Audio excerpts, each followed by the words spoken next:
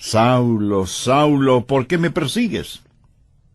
Él dijo, ¿quién eres, Señor? Y él le dijo, yo soy Jesús a quien tú persigues. Dura cosa te es dar coces contra el aguijón. Él, temblando y temeroso, dijo, Señor, ¿qué quieres que yo haga?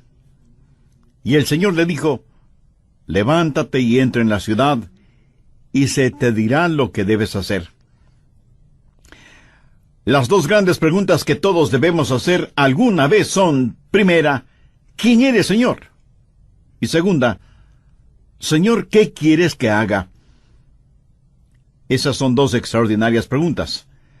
Y el apóstol Pablo invirtió el resto de su vida encontrando las respuestas a esas preguntas. ¿Quién es Jesús? ¿Y qué es lo que Jesús quería que él hiciera? Leí acerca de un joven marinero que hizo su primer viaje a bordo de un destructor, cruzando el océano. El entrenamiento de este joven marinero era impecable, por lo que le asignaron la tarea de sacar ese buque de guerra del muelle y llevarlo de regreso a los Estados Unidos. Era la primera vez que le habían asignado un trabajo tan importante y él quería hacerlo bien. Era un joven marinero muy inteligente, así que en un momento la cubierta del buque se llenó de actividad. El joven da órdenes por aquí y órdenes por allá, y todo se movía con la precisión de un reloj suizo. Y a pesar de lo difícil que es la maniobra de sacar del muelle un buque tan grande, lo hicieron muy bien y en un tiempo récord. De pronto le dijeron al joven marinero que tenía un mensaje del capitán. Y le pareció extraño, porque era un mensaje impreso. Pero lo leyó, y esto es lo que decía el mensaje. Joven, ha realizado un excelente trabajo.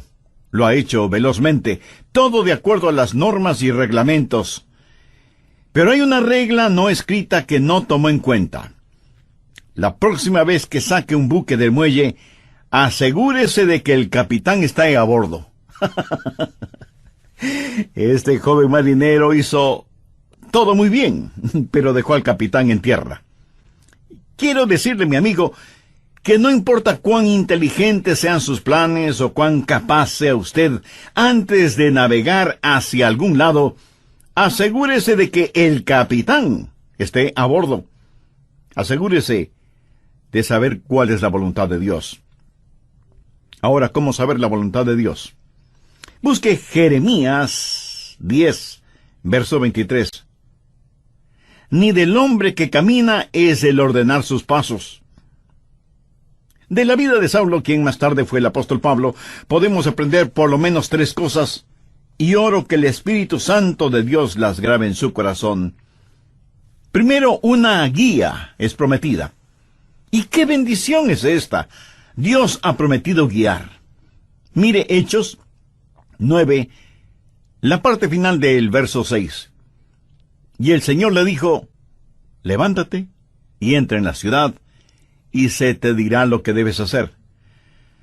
No creo que Jesús pudo haberle dado una mejor promesa que esta. Y usted dirá, pastor, eso es lo que el Señor le dijo a Saulo, pero no me lo ha dicho a mí. Déjeme darle algunos versículos. Efesios 2:10. Porque somos hechura suya, creados en Cristo Jesús para buenas obras, las cuales Dios preparó de antemano para que anduviésemos en ellas. ¿Qué es lo que esto significa? Que Dios tiene un plan para su vida. Salmo 37:23. Por Jehová son ordenados los pasos del hombre, y él aprueba su camino. Salmo 32:8. Te haré entender y te enseñaré el camino en que debes andar. Sobre ti fijaré mis ojos. ¿No es esa una hermosa promesa? Y ahora Isaías 58:11. Jehová te pastoreará siempre. Proverbios 3, versos 5 y 6. Fíate de Jehová de todo tu corazón, y él enderezará tus veredas. Mi amigo, la voluntad de Dios viene a nosotros de tres formas. Primero, viene como su voluntad soberana. La voluntad soberana de Dios siempre se realiza. Nadie puede cambiarla ni detenerla. Dios es Dios y realiza lo que desea hacer, porque no hay nadie que pueda oponerse a su voluntad. La voluntad de Dios es misteriosa, es desconocida. Ni usted ni yo podemos conocerla, solamente Dios la conoce. Deuteronomio 29:29 dice: las cosas secretas pertenecen a Jehová nuestro Dios, mas las reveladas son para nosotros y para nuestros hijos para siempre. Las cosas secretas pertenecen a Dios. Usted será una persona mucho más feliz si renuncia a ser Dios y deja que Dios sea Dios. Hay ciertas cosas que usted nunca entenderá, sino hasta cuando llegue al cielo, si es que es salvo, y cuando esté allá le aseguro que ya no tendrá interés en saberlas. Las cosas secretas pertenecen a Dios. Esa es la voluntad soberana de Dios. En segundo lugar está la voluntad moral de Dios. Hay ciertas cosas que Dios dice que son correctas y otras que son incorrectas. Por ejemplo, el robo, la fornicación, el asesinato, el orgullo, la mentira son cosas incorrectas. En cambio, el amor, la justicia, la honestidad, la pureza, la bondad, el respeto, la consideración son cosas correctas. Esta es la voluntad moral de Dios, y no va a cambiarla para mí, ni va a cambiarla para usted.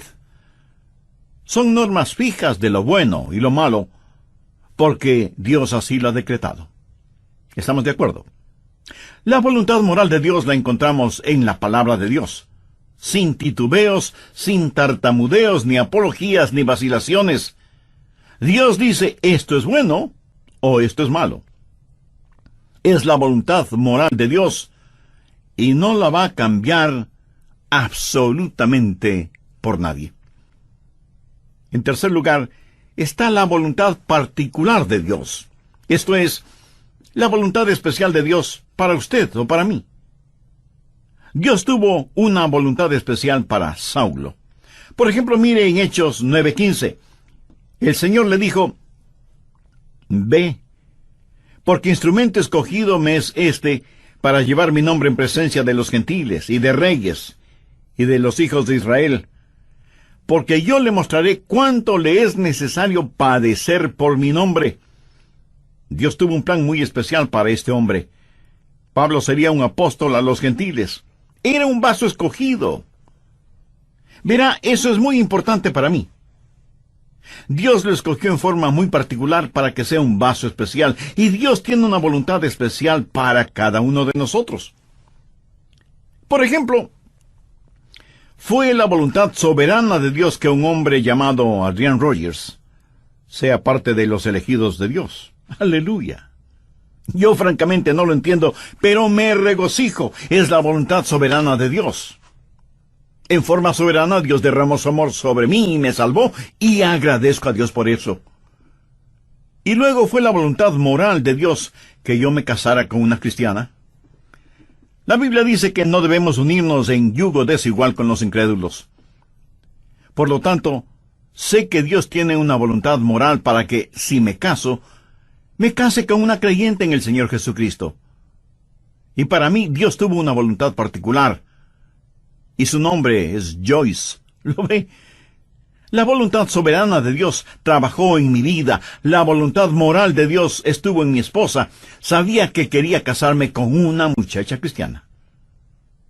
Y cuando iba a dejar a casa a Joyce después de haber estado en la iglesia, o después de algún juego de fútbol en la universidad, al regresar a mi casa oraba, oh Dios, quisiera casarme con Joyce.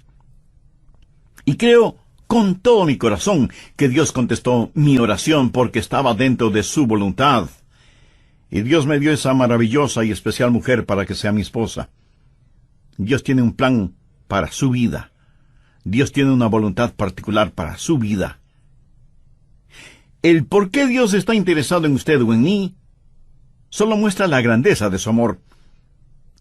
Somos menos que una partícula de polvo en el océano de la existencia, y sin embargo, Dios nos conoce. Él sabe nuestras idas y venidas, sabe cuando nos sentamos y cuando nos ponemos de pie, Aún los cabellos de nuestra cabeza están contados. Y Dios no solo que nos ama, sino que también cuida de nosotros. Un niño comenzó a orar el Padre Nuestro y dijo: Padre nuestro que estás en los cielos. ¿Cómo es que sabes mi nombre? Se imagina, Él sabe nuestro nombre. De entre los billones de seres humanos que existen y que son preciosos para Él, Dios sabe el nombre de cada uno de sus hijos. La voluntad de Dios está prometida. Guía y liderazgo es su promesa. ¿La tiene usted? Dios ha prometido guiarle, pero sabe que hay 6 errores o mitos acerca de la voluntad de Dios. Espero y oro que podamos desterrarlos de nuestras mentes para siempre. Son mitos que necesitan ser destruidos. Primero, que Dios le dará un mapa para su vida. Y eso no es cierto. No lo hará. No se lo dio al apóstol Pablo entonces, y no se lo dará a usted ahora. La voluntad de Dios para usted no es un mapa. Es una relación. Cuando Él guió al pueblo de Israel por el desierto, ¿cómo lo guió? ¿Le dio algún mapa? No. Pero les dio las columnas de fuego y nubes para que las siguieran y para que el pueblo se mantuviera relacionado con Él. A muchos nos gustaría tener un mapa y decir: vamos a ir a este lugar y luego iremos a este otro lugar y más tarde aquí y más tarde allá. Pero Dios es el que quiere hacer eso, y me alegro de que sea así, aun para mantener la parte romántica del asunto. De otra manera, todo carecería de emoción y hasta de sentido de reverencia y temor, si supiéramos lo que el mañana tiene para nosotros. Cuando estudiaba en la universidad, un día otro joven que se estaba preparando para ir al pastorado se sentó junto a mí y me dijo: Adrián, ¿sabes lo que hice la semana pasada? Le dije que no lo sabía. Y él prosiguió: estuve en Memphis, en Tennessee, y fui a ver al Dr. Lee. De paso, debo decir que el Dr. Lee fue con toda seguridad el más grande, cordial, santo y elocuente ministro que yo haya conocido. Así que ese joven y neófito teólogo, al decirme que estuvo para verse con el Dr. Lee, me dejó poco menos que asombrado. Y pensé: ¿cómo logró entrar? ¿Y cómo el Dr. Lee pudo perder el tiempo con un joven imberbe como él? Yo pensaba todo eso y al mismo tiempo me decía: cómo me hubiera gustado a mí hacer lo mismo. Hubiera sido como decir: estuve en Washington y fui a ver un ratito al presidente de los Estados Unidos. Así que, picada mi curiosidad, le dije: a ver, cuéntame, ¿cómo lo lograste? Me dijo que llegó hasta la oficina de la secretaria y le preguntó si podía ver al Dr. Lee. Ella me dijo que sí, pero solo por unos pocos minutos. Él entró en la oficina del Dr. Lee, conversaron brevemente sobre varias cosas, y finalmente el Dr. Lee oró con y por el joven estudiante. Y eso fue muy interesante para mí. Y traté de imaginarme toda la escena. Los años pasaron, y en la voluntad de Dios llegué a ser el pastor de esa misma iglesia. Tuve la misma oficina que tuvo el Dr. Lee. Un día mi secretaria me llamó por el intercomunicador y me dijo: el Dr. Lee está aquí y quiere saber si puede conversar con usted unos minutos. Por supuesto, hágalo pasar inmediatamente. Y sin querer, vino a mi memoria el episodio de mi joven amigo universitario que años atrás, estando de paso por Memphis, fue recibido en forma cordial e inmediata por el Dr. Lee. La voluntad de Dios no es un mapa, es una relación personal. Segundo, quítese de la cabeza la idea de que Dios es una especie de aguafiestas espiritual. Que si usted hace la voluntad de Dios, ese es el final de su gozo, de su alegría. Hay mucha gente que no quiere saber la voluntad de Dios por temor de lo que podrían encontrar. Dicen: si le digo a Dios que quiero hacer su voluntad, ¿quién sabe a dónde me mandará? Muchos de ustedes seguramente son padres. Suponga que un día su joven hijo de 14 o 15 años, viene y le dice: «Papá, estoy convencido que eres un hombre bueno, piadoso y sabio. Quiero saber qué es lo que quieres que haga. Haré cualquier cosa que tú quieras que haga». ¿Qué haría usted? Creo que usted primero se quedaría como una estatua, con la boca abierta. No daría crédito a lo que está escuchando de boca de su hijo. Segundo, como un sonámbulo, iría donde está su esposa y le preguntaría: «¿Escuchaste lo que nuestro hijo dijo?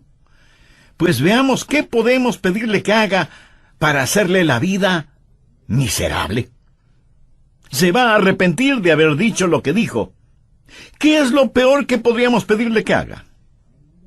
Amigo, no tenga temor de la voluntad de Dios. La voluntad de Dios es lo que usted quisiera para usted mismo, si tuviera el suficiente sentido común para desearla. Amigo, ¿entendió esa frase? La voluntad de Dios es lo que usted quisiera para usted mismo, si tuviera el sentido suficiente común para desearla. ¿Busca usted diaria y diligentemente la voluntad de Dios para su vida? Si usted no conoce al Señor Jesucristo como su Salvador y Señor en forma personal, de ninguna manera buscará la voluntad de Dios. Al respecto, en el programa anterior vimos que primero Dios no le dará un mapa para su vida. Él nos ha dado su palabra. Segundo, no crea a quienes le dicen que Dios es un aguafiestas espiritual. Tercero, deje de pensar que Dios habla solo a cierta categoría de personas, o que Dios revela su voluntad solo a pastores o misioneros, o a la gente que trabaja en la iglesia, o cosas por el estilo. Pero que Dios no tiene una voluntad para personas comunes y corrientes. Dios tiene una voluntad para cada vida. Así que deje de pensar que la voluntad de Dios es solo para determinadas personas. Cuarto, cuando Dios le muestra su voluntad para su vida, pudiera ser que tenga o no alguna dramática experiencia, como la del apóstol Pablo en el camino a Damasco. ¿Recuerda cuando Dios le habló a Elías en la montaña y soplaba el viento? Dios no estuvo en el viento, ni en el fuego, ni en el terremoto. Y leemos en Primera de Reyes capítulo 19, el verso 12, «Y tras el fuego, un silbo apacible y delicado». Ahora, algunas veces Dios habla en los terremotos o en el fuego. El apóstol Pablo tuvo una especie de terremoto espiritual en su camino a Damasco. Pero usted deje que Dios sea Dios en su vida. Dios habla apaciblemente a algunas personas y a otras Dios tiene que llamarles fuertemente la atención. Quinto, otro mito que debemos sacarlo del corazón y mente es el creer que Dios muestra su voluntad solo a gente joven, pero no a gente mayor. Siempre les estamos diciendo a los jóvenes que deben buscar la voluntad de Dios para sus vidas. Escuche, quiero decirle que usted, sea que tenga 9 años de edad o 90 años de edad, usted debe buscar la voluntad de Dios para su vida. Si Dios ya hubiera terminado con usted, Él ya le hubiera llevado al cielo. Dios tiene un plan para su vida. Sexto, el último mito que necesitamos destruir es el que dice que de alguna manera Dios oculta o esconde su voluntad de nosotros. Pensemos nuevamente en el joven que está frente a su padre, quien le dice: «Hijo, hay algo que quiero que hagas, y si lo haces, te daré una buena recompensa. Pero si no lo haces, te llevaré a tu cuarto y aplicaré la vara de la disciplina donde termina tu espalda». Y el hijo responde: «Bueno, papá, ya que lo explicas de esa manera, ¿qué es lo que quieres que haga?». Y el padre le responde: «Pues no te lo voy a decir. Tú debes descubrirlo». Pregunto, ¿qué clase de padre haría una cosa así?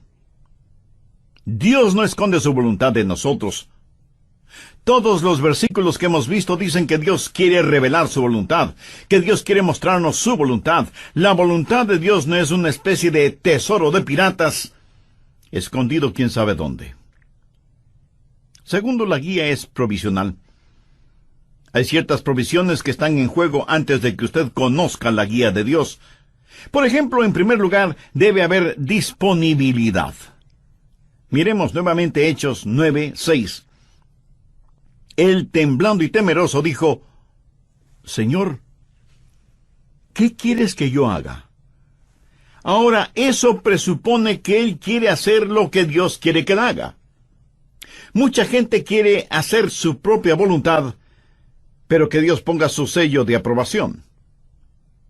Son como las personas que buscan un arquitecto porque quieren construir sus casas, pero en realidad lo que quieren es que el arquitecto interprete y diseñe lo que ellos tienen en mente. Y eso está bien cuando se trata de construir una casa, pero no está bien cuando se trata de construir una vida. La pregunta de Pablo fue: Señor, ¿qué quieres que yo haga? Eso quiere decir: Señor, tú estás en control, no yo. ¿Sabe lo que es la humildad? Humildad significa que se le puede enseñar. ¿A cuántos de ustedes se les podría enseñar hoy? El Salmo 25:9 dice: encaminará a los humildes por el juicio y enseñará a los mansos su carrera. ¿Es usted humilde? ¿Manso? Si no lo es, usted no estará disponible. Si no lo es, no conocerá la voluntad de Dios. Pero no solo debe haber disponibilidad y mansedumbre, sino también, y en tercer lugar, debe haber apertura. Apertura. Pablo buscó la voluntad de Dios inmediatamente, y él oró y dijo: Señor, muéstrame tu voluntad. ¿Ha estado usted abierto a la voluntad de Dios? Y no es cuestión de simplemente decir: si Dios quiere mostrarme su voluntad, lo hará. ¿Ha orado usted en forma honesta y sincera diciendo: Señor, yo quiero conocer tu voluntad? ¿Se reporta usted para servicio diario delante de Él? Después de conocer al Señor Jesús, usted va a ser como Pablo y decir: Señor, ¿qué quieres que yo haga? Y aún hay otra provisión. Hechos 9, versos 8 y 9. Entonces Saulo se levantó de tierra, y abriendo los ojos no veía a nadie. Así que, llevándole por la mano, le metieron en Damasco, donde estuvo 3 días sin ver, y no comió ni bebió. ¿Puede imaginarse eso? Aquí está este hombre que capturaba y encarcelaba a muchos, y ahora ciego, es tomado de la mano para ser guiado. Ahora es un hombre dócil, se ha rendido, ha cedido ante la presencia de Cristo. La Biblia dice que debemos presentar nuestros cuerpos como sacrificio vivo. ¿Puede usted decir que así lo hace diariamente? Señor, tu voluntad, sin vacilaciones, sin reservas, donde quiera, a cualquier hora, cueste lo que cueste. ¿Se atrevería usted a decirlo? ¿Se ha rendido completamente a la voluntad de Dios? Decimos: Señor, yo quiero conocer tu voluntad. ¿Está listo para hacerla si Dios le mostrara su voluntad? Tercero, es una guía práctica. Dios nos ha dado formas muy prácticas para que podamos conocer su voluntad, y están aquí en su palabra. Una de las formas de conocer la voluntad de Dios es por medio de los milagros. Mire lo que le sucedió a Saulo. Estando en el camino rumbo a Damasco, cuando repentinamente le rodeó un resplandor de luz del cielo, y cayendo en tierra, oyó una voz que le decía: Saulo, Saulo, ¿por qué me persigues? Dios puede hablarle a usted por medio de visiones, o por medio de sueños, o por medio de una voz audible. Dios puede hablarle y guiarle por medio de un milagro. Y me apresuro en decir que normalmente Él no nos guía con milagros, pero de vez en cuando lo hace. Ahora, toda vez que tenemos la Biblia completa, esa clase de milagros no son necesarios en la actualidad y no es la forma normal de Dios para guiarnos. Pero lo menciono porque está en la palabra de Dios. Pero si usted tiene una visión, o un milagro, o un sueño, o lo que sea, será mejor que las compare con las otras cosas que voy a mencionar para ver si encajan unas con otras. Y no es una mera autosugestión. En segundo lugar, Dios le hablará y le guiará por medio de su palabra. Y si usted pregunta, ¿le guió Dios a Pablo con su palabra? Amigo, es mejor que lo crea. Verá, primero, él era un rabí y conocía muy bien la palabra de Dios, el Antiguo Testamento. Segundo, hace poco él había escuchado un sermón en los labios de uno de los más grandes evangelistas de entonces, un hombre ungido y lleno del Espíritu Santo cuyo nombre fue Esteban. Y cuando el santo Dios le habló a Saulo, le dijo, «Dura cosa te es dar coces contra el aguijón». Pablo estaba lleno de la palabra de Dios, y es la palabra de Dios la que guía. Anote al margen el siguiente versículo. Salmo 119, 115. Lámpara es a mis pies tu palabra, y lumbrera mi camino.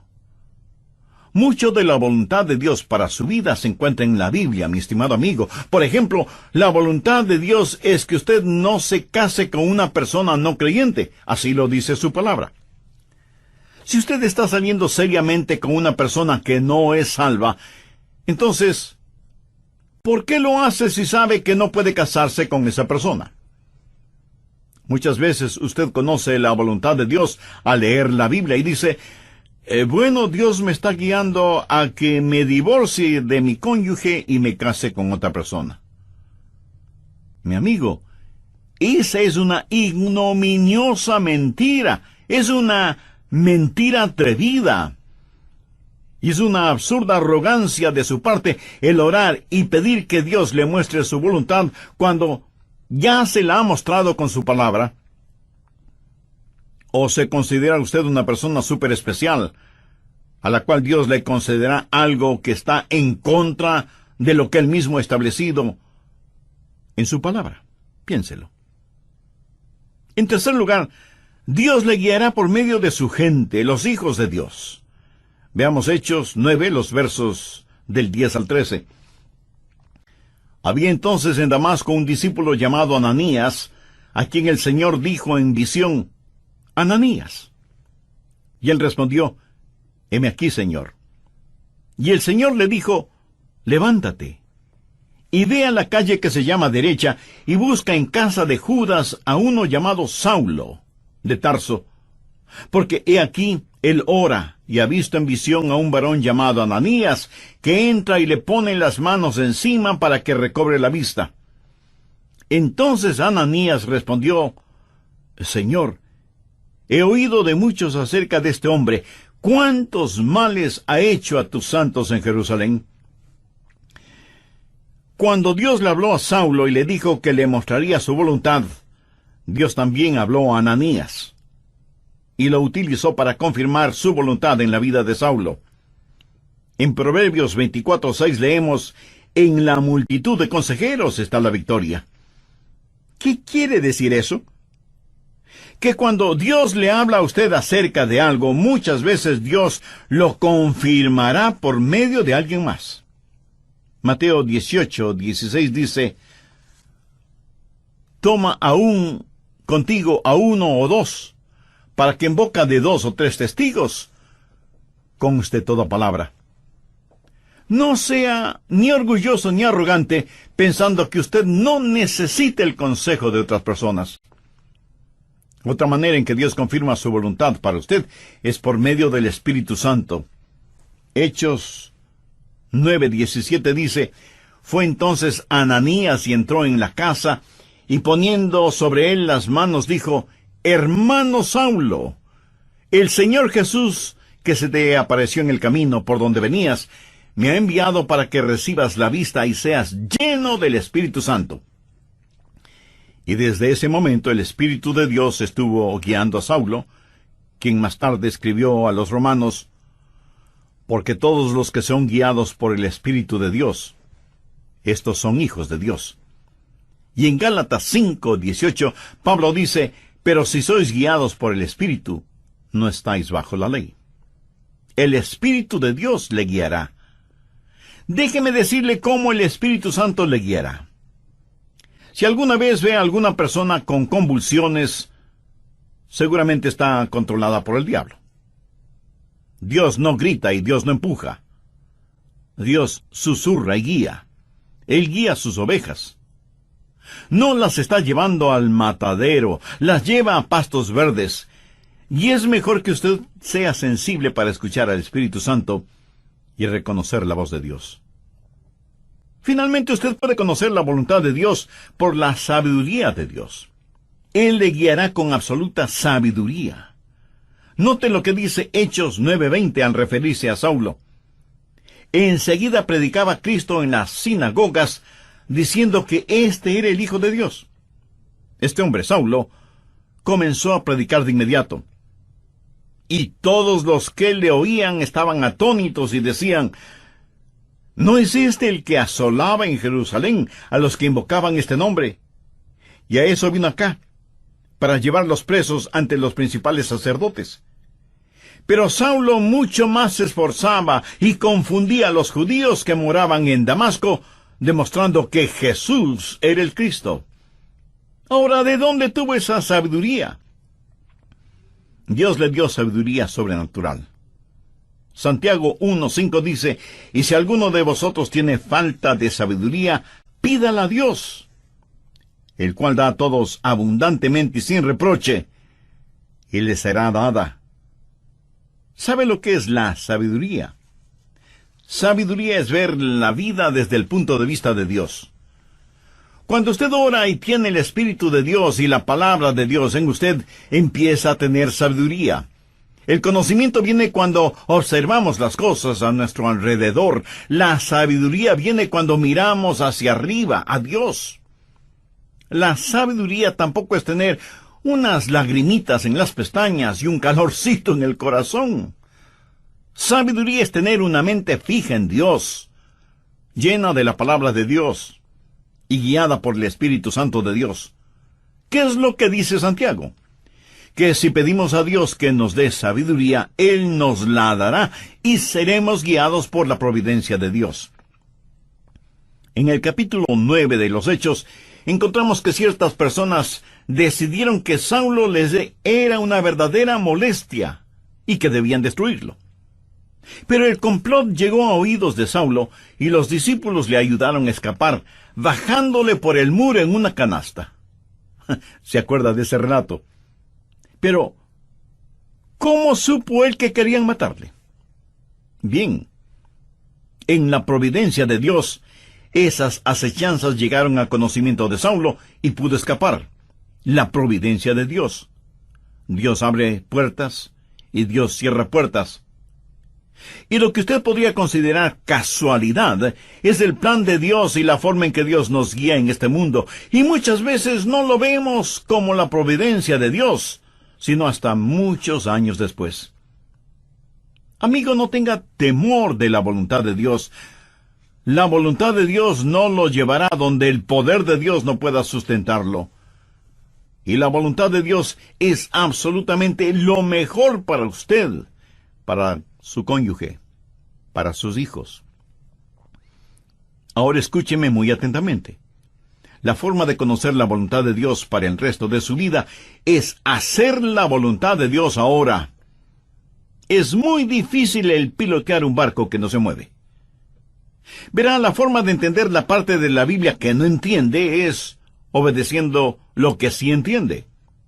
La manera de saber acerca del futuro es obedeciendo a Dios ahora en el presente. Y si usted tiene interés en poseer la voluntad de Dios para su vida, le diré lo que el apóstol Pablo dijo hace ya tantos siglos. Señor, ¿quién eres? Señor, ¿qué quieres que yo haga? ¿Quién es el Señor? Es el Hijo de Dios que murió por sus pecados y quiere que usted lo reciba ahora mismo en su corazón como su Salvador y su Señor.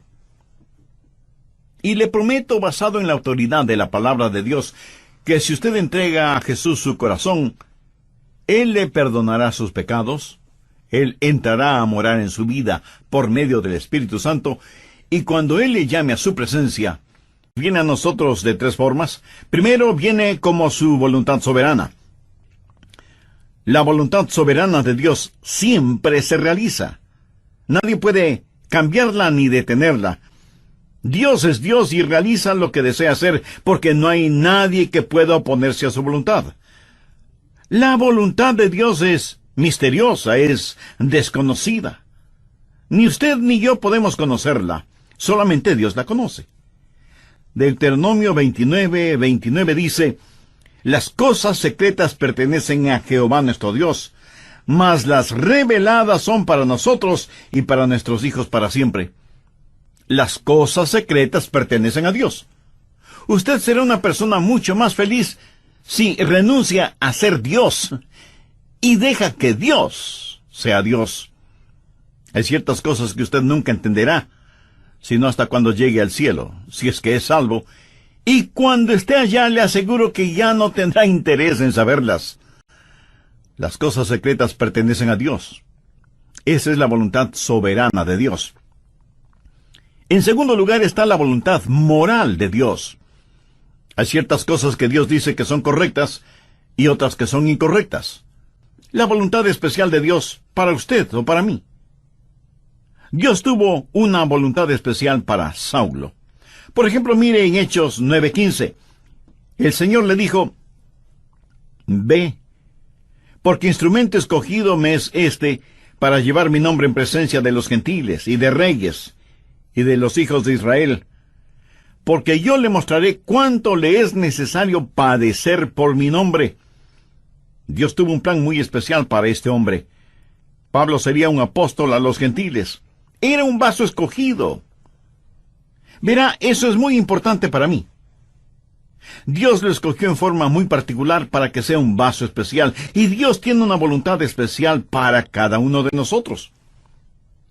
Por ejemplo, fue la voluntad soberana de Dios que un hombre llamado Adrian Rogers sea parte de los elegidos de Dios. ¡Aleluya! Yo francamente no lo entiendo, pero me regocijo. Es la voluntad soberana de Dios. En forma soberana, Dios derramó su amor sobre mí y me salvó, y agradezco a Dios por eso. Y luego fue la voluntad moral de Dios que yo me casara con una cristiana. La Biblia dice que no debemos unirnos en yugo desigual con los incrédulos. Por lo tanto, sé que Dios tiene una voluntad moral para que, si me case con una creyente en el Señor Jesucristo. Y para mí, Dios tuvo una voluntad particular. Y su nombre es Joyce. ¿Lo ve? La voluntad soberana de Dios trabajó en mi vida. La voluntad moral de Dios estuvo en mi esposa. Sabía que quería casarme con una muchacha cristiana. Y cuando iba a dejar a casa a Joyce después de haber estado en la iglesia o después de algún juego de fútbol en la universidad, al regresar a mi casa oraba: oh Dios, quisiera casarme con Joyce. Y creo con todo mi corazón que Dios contestó mi oración porque estaba dentro de su voluntad. Y Dios me dio esa maravillosa y especial mujer para que sea mi esposa. Dios tiene un plan para su vida. Dios tiene una voluntad particular para su vida. El por qué Dios está interesado en usted o en mí solo muestra la grandeza de su amor. Somos menos que una parte